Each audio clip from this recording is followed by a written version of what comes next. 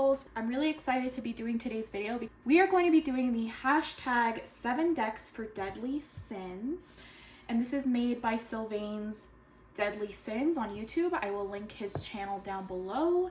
This tag has been going around the tarot tube sphere for quite a while, and I'm just getting to it.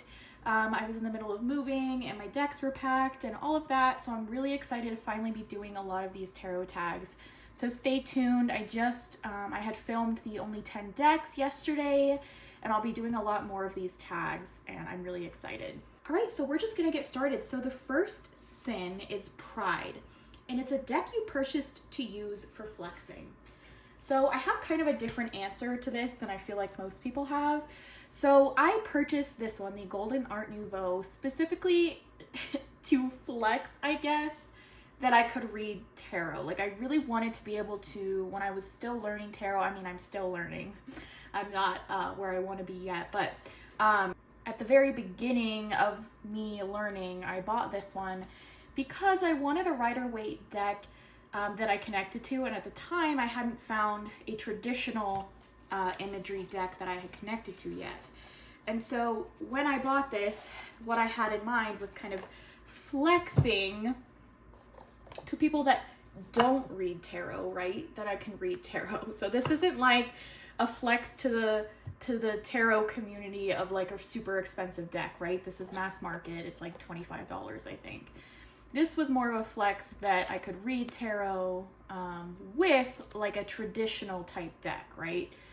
This has very Rider-Waite imagery. It is Art Nouveau style, and I just think it's stunning. So my purpose for buying this was to kind of have a really luxurious looking traditional type deck to read for clients, and I absolutely adore this deck.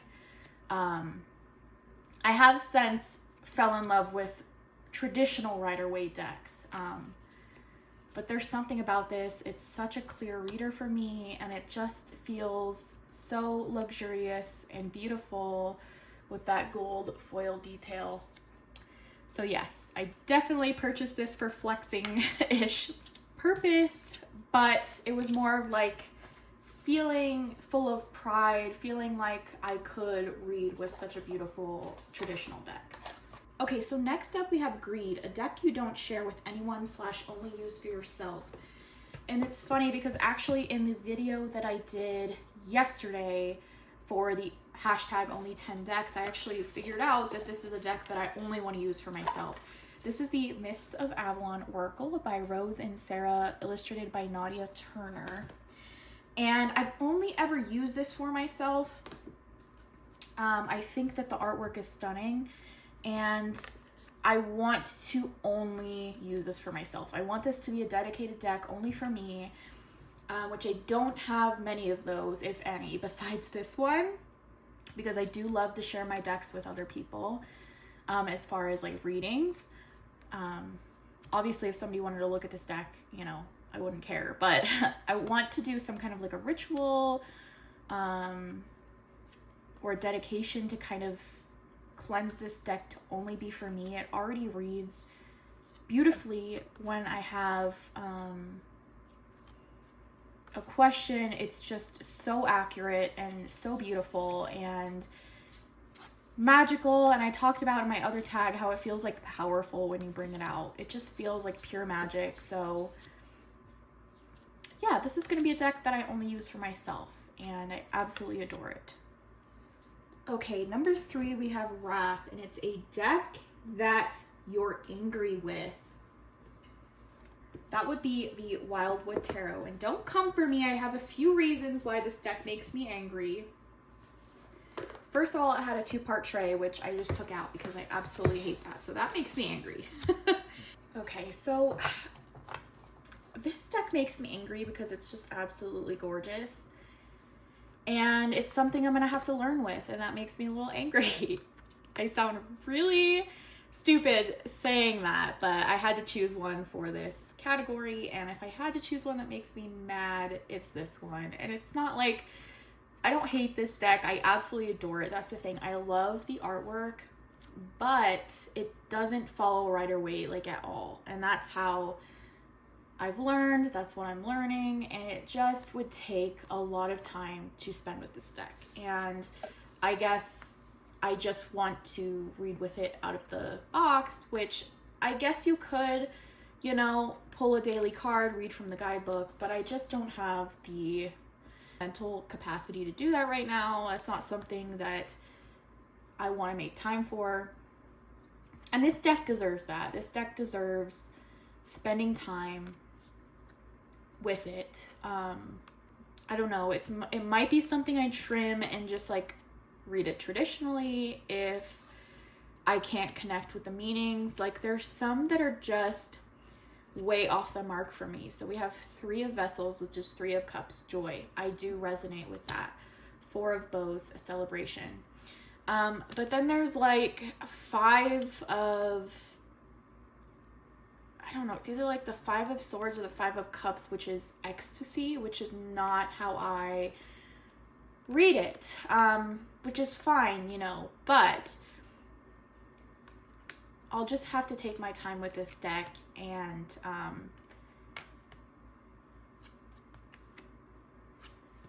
yeah, it makes me a little mad I can't just read with it, but you know what, that's all right. Okay, next up we have Lust, a deck you like for aesthetic reasons. And I actually picked 2 decks for this because I wanted to kind of compare like my different aesthetics that I enjoy. So the first one for this category is the Ethereal Visions Illuminated Tarot deck.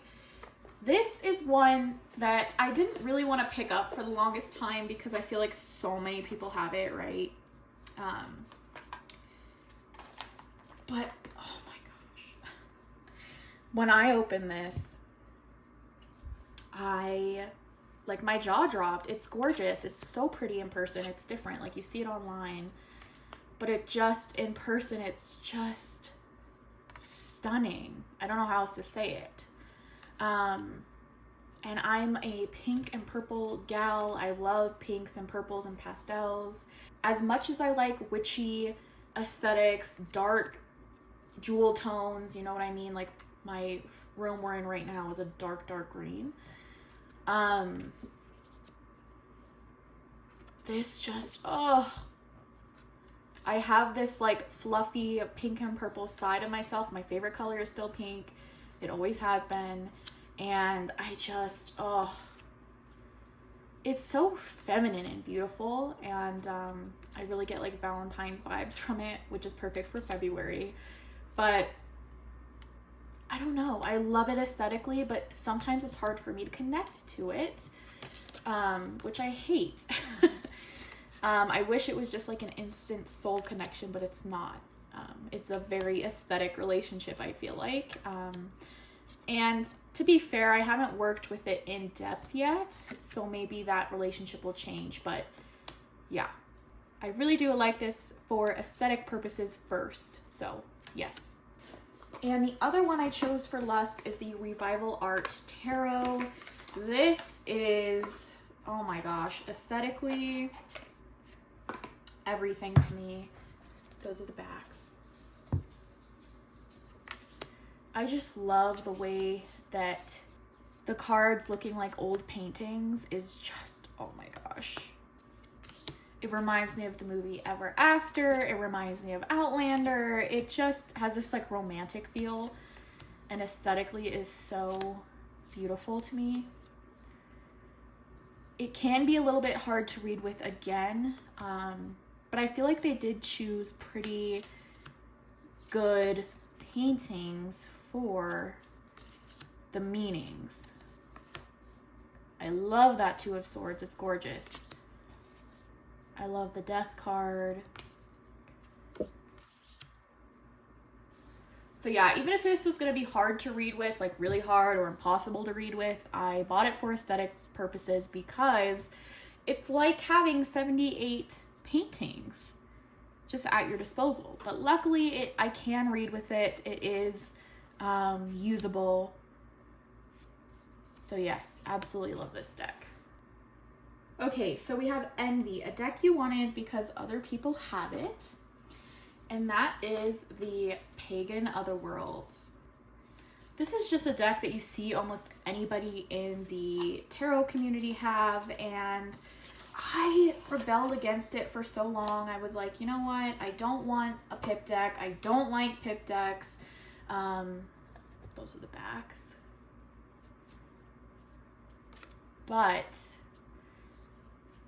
the artwork is stunning, and I did want one pip deck that I could read with. I do have the Tattoo Tarot, which is a pip, like more Marseille type style deck, and I ended up using that for a different purpose, which I will share in the decks I'm getting rid of video. But this deck, while it is pippish, it is still super readable if you know Rider-Waite. Nine of Swords, like you get that Nine of Swords energy. You know, it's not 100% pips. It has like other imagery in there that really helps you decipher the meaning, right? Five of Pentacles. That is such a beautiful depiction of the Five of Pentacles. You get that out in the cold kind of feeling, right? Beautiful aces. Six of Cups. Oh, this is one of my favorites. It's stunning. Six of Swords, you know, you still have the bow, you still have the water. So it's very easy to read, and it's very aesthetic, but I definitely purchased this because I was envious that other people had it, and I wanted to experience the magic of the Pagan Otherworlds. Okay, next up we have Gluttony, a deck you didn't need but purchased anyway, and that would be this one. I got it off Amazon. It's just called Gold Foil Tarot. And I had seen other people had bought one that was also called Gold Foil Tarot, but it had a different backing and it was different. And there was concern that it was kind of like copyright infringement because it had a little quote here in the box from Ivy Fang, who made the, I forgot what they're called, but they're like really fancy versions of the Rider-Waite decks. But this one doesn't have that, so I feel like there's no infringement here. And I didn't need this, but I needed it. So these are the beautiful backs. This is one of the main selling points, was the sun and the moon. I love celestial sun and moon type designs. And this is just a Rider-Waite, but it's gorgeous. Oh my gosh, it's gold and shiny and beautiful. And I didn't need this. I have Rider-Waite decks. I have the Golden Art Nouveau, but I wanted it, so I got it. It's just gorgeous. I think they have like a silver version on Amazon as well as like a rose gold version. But oh, it's just stunning. It's plasticky waterproof, which is nice because I don't have any like waterproof decks, so I don't have to worry about it getting ruined. And it's just so luxurious and magical.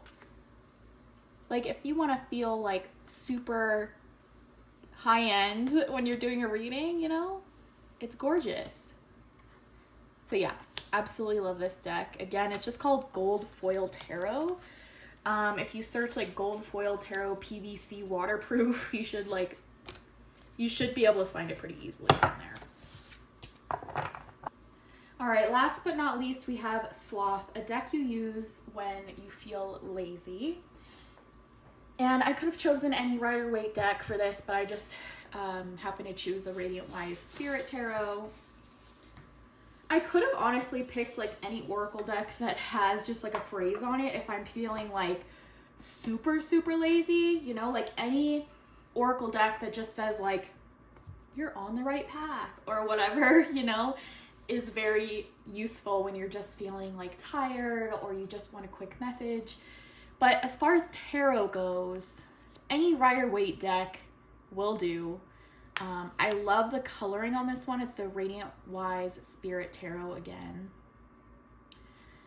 I wish they had kept Pamela's original handwriting there. But other than that, it's gorgeous. I love reading with this deck. It reads super clearly. And I definitely bring it out when I don't want to mess around and like try to find the meaning, you know what I mean?